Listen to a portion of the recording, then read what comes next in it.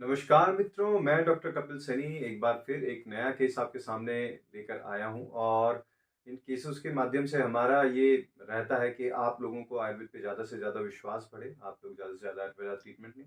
हर बार हम किसी नए पर्सन की, किसी नए रोगी की केस स्टडी लेकर आते हैं, लेकिन आज पहली बार मैं खुद की केस स्टडी लेके आया हूँ। जी हाँ, मुझे अभी लास्ट अगस्त में 20 ऑफ अगस्त को डायबिटीज़ डायग्नोस हुआ, क्योंकि फादर साहब को शुगर लेवल रहता था, इसलिए मैं खुद भी 3 महीने में एक बार खुद का शुगर रैंडमली लेता रहता था और उसी तरीके से मैं अपना शुगर ले रहा था, तो वो सीधा मुझे मेरा जो खाना खाने के 2 घंटे बाद वाला शुगर होता है वो सीधा 250 मुझे दिखा।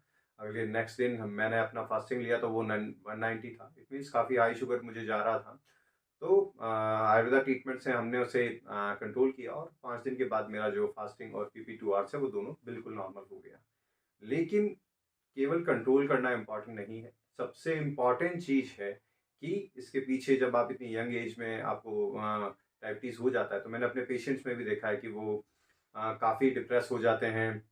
उन्हें लगता है आगे क्या होगा, पूरा जीवन एक तरीके से बिल्कुल होपलेस हो जाता है, कुछ खा नहीं सकते, सारी चीज़ें बिल्कुल डिस्टर्ब हो जाती हैं। तो उसके लिए हम लोगों ने एक नया प्रोटोकॉल निकाला जिस पे मैंने 3 से 4 महीने काम किया और उसके बाद आज मेरे HbA1c जो रिपोर्ट्स हैं वो 5.5 से भी नीचे हैं। 5.4 मेरा HbA1c, इसका मतलब बहुत ही अच्छा आपका कंट्रोल है।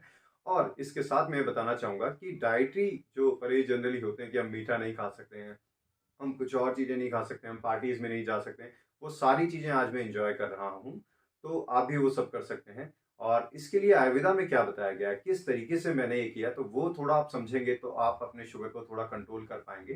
तो इसके लिए आयुर्वेदा में कुछ चीज़ें बताई गई हैं। पहला, हित बुक। आपको हमेशा ही, आपको डायबिटीज़ हो या नहीं हो, अगर आप डायबिटीज़ से बचना चाहते हैं या आप प्री डायबिटिक हैं या आपको डायबिटीज़ हो गया है, आपकी शुगर लेवल बहुत ज़्यादा हाई है, तो आपको जो करना है वो ज़रूरी है कि हित बुक जो हितकारी है वो आपको खाना है।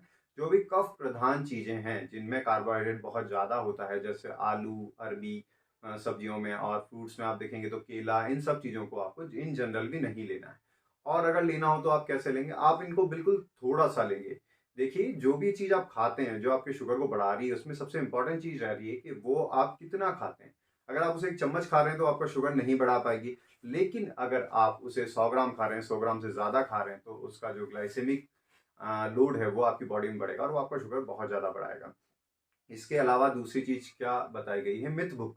मिथ बुक के लिए मैं आपको पहले भी बता चुका हूँ, काफ़ी बार बता चुका हूँ कि आपको अपनी डाइट का केवल अ, 3/4 हिस्सा ही खाना है, मतलब 75% आप अपनी भूख का खाइए और 25% आप खाली रखिए हमेशा, ताकि आपका जो खाना है वो पच के सही तरीके से आपके शरीर को लगे। मेरे केस में, क्योंकि हर डायबिटिक पेशेंट अलग-अलग होता है, मेरे केस में शुगर का जो कारण था वो हेरिडिटी से आ रहा था और कुछ लाइफ़स्टाइल से आ रहा था, क्योंकि एक्सरसाइज़ जो होती है वो उतनी ज़्यादा नहीं हो पाती है। लेकिन हेरिडिटी का जो डायबिटीज़ होता है वो आपको किसी भी उम्र में आ सकता है, आपको यंग एज में भी आ सकता है, तो वहाँ आपको ध्यान रखना ज़रूरी है। इसको कंट्रोल करना भी थोड़ा मुश्किल होता है। तो हम डाइट की जो बात कर रहे थे कि आपको अपने खाने का, मिथ बुक में खाने का 25% खाली रखना है, ताकि आपका खाना पूरे तरीके से पच के शरीर में जाए। और तीसरा है काल भुक। काल भुक, इस एक वर्ड में आपके मॉडर्न की जितनी भी इंटरमिटिंग फास्टिंग है, ये सारी चीज़ें आ चुकी है। काल भुक का मतलब है आपको अपने शरीर में फिक्स समय पर ही भोजन लगने पर खाना खाना है, बीच-बीच में कुछ नहीं खाना। ये एक बहुत बड़ा मिथ है। आपको अगर अपने खाने के आप कंफर्टेबल हैं उसके अकॉर्डिंग रखिए, लेकिन बीच-बीच में मत खाइए।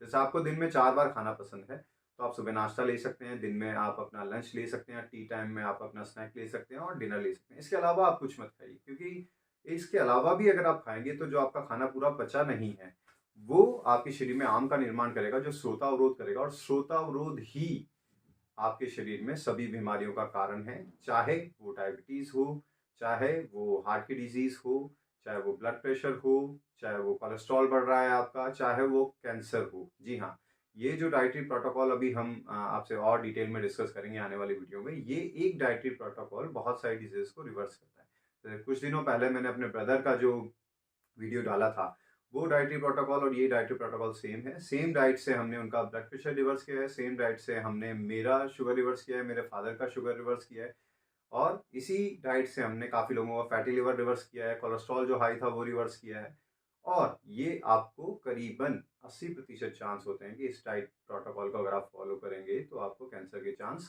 कम रहेंगे, क्योंकि आपके शरीर में से एक्स्ट्रा फैट हट जाएगा, आपके ब्लॉकेजेस निकल जाएंगे, आपकी शरीर में अगर छोटी छोटी गांठें हैं फैट से बनी हुई तो वो डिजॉल्व होंगी। तो इस पैटर्न को आपको फॉलो करना है, और अगर आप चाहते हैं कि इसे और डिटेल में समझें तो आप अपना जो डिनर है वो थोड़ा जल्दी ले लीजिए, ताकि आपका जो सुबह का नाश्ता है वो करीबन 12 घंटे बाद आप करें और आपके 12 घंटे की फास्टिंग हो जाए। आप इस फास्टिंग को बढ़ा भी सकते हैं 12 से 13 घंटे, 14 घंटे, 15 घंटे, और आइडियली 16 घंटे की जो फास्टिंग बताई है वो भी आप कर सकते हैं। उसके लिए आपको सुबह आपको अपना जो डिनर है वो 6 बजे तक, 5 बजे तक ले लेना है। और अगर आप नहीं भी कर पाते हैं तो एटलीस्ट आप 12 घंटे तो कम से कम अपना जो फास्टिंग है वो कीजिए ही कीजिए। ठीक है, आई होप आपको ये वीडियो अच्छा लगा होगा, और डिटेल में हम इसके बारे में आपको बताएंगे, और डिटेल में अगले वीडियोस में हम बताएंगे कि आपको ब्रेकफास्ट में क्या लेना है, लंच में क्या लेना है, डिनर में क्या लेना है। अगर आप हमसे जुड़े रहना चाहते हैं, आप भी अपनी किसी स्वास्थ्य समस्या के लिए हमसे परामर्श लेना चाहते हैं, तो आप हमसे संपर्क कर सकते हैं। धन्यवाद।